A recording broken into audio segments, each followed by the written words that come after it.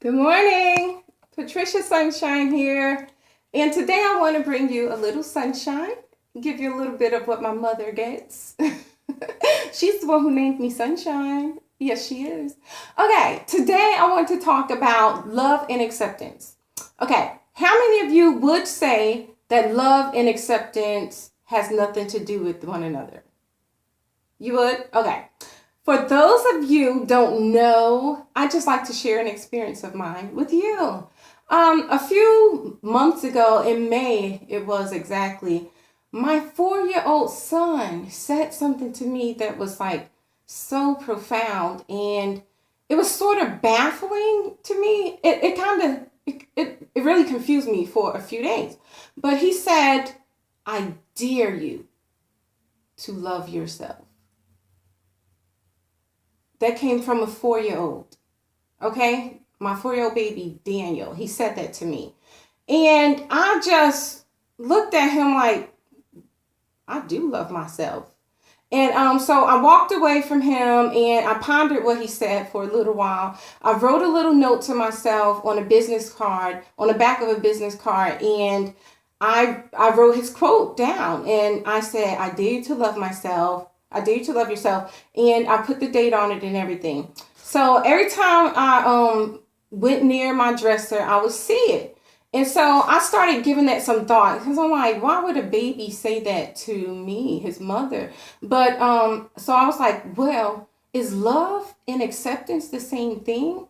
Because I said, well, I love myself now, but there's some things about me that I just don't accept.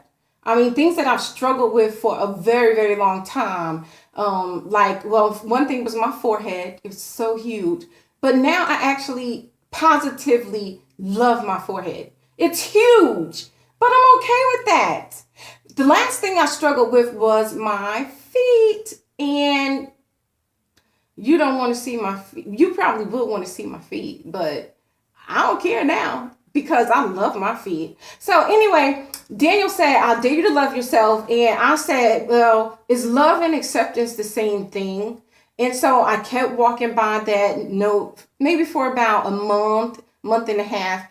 And I said, well, I love myself, but I don't accept my feet. I don't like how they look. I don't like the fact that I am like, I'm not even being who I really am because of my feet, because I can't wear the clothes I want to wear, because I don't have sandals to wear with them, like because everything will show my toes, and I was so embarrassed and ashamed of my feet. So I came to the conclusion that no, I was not loving myself. I wasn't. Because if I love myself, I will truly accept everything about me. I mean, everything, all my flaws. It's impossible to love something if you don't accept it. It really is. I mean, how can you love something that you frown upon? Those are conflicting. You can't do that. You can't love a child if you don't accept it. Every time you see it, you're probably like, oh, I wish you go sit your naughty head down.